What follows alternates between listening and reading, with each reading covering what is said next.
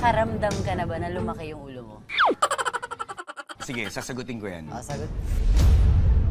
Hindi yumabang, Oo. pero parang wini-wing ko na lang yung mga ginagawa ko. Like, parang iniisip ko na wala na makakapigil sa akin, na kahit na matutupad ko lahat ng pangarap ko, kahit di ko na masyadong galingan itong mga ginagawa ko. Lagi akong gumigimik, lumalabas ako, hindi ko masyadong sineseryoso yung mga ginagawa ko. Nakampante. Oo, nakampante. Paano ka na-humble?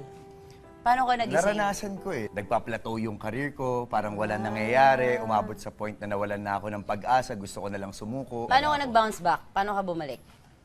Nung in-offer sa akin yung lolong, Doon yung yun yung parang start na, okay, sige. dito ka babawi. Iisipin ko na lang na itong lolong na to, kung hindi mag-work tong project na to, ito yung iniisip ko na sign. Pag hindi nag-work tong lolong, ibig sabihin, yun na yung end ng career ko.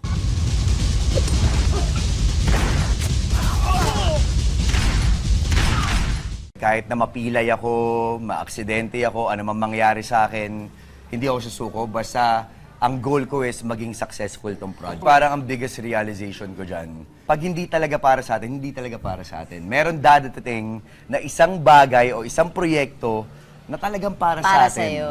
Nagme-make sense yung mga paghihirap dun sa mga ganong Yes. endpoint at Yes. success stories. Galing! Proud ako sa'yo.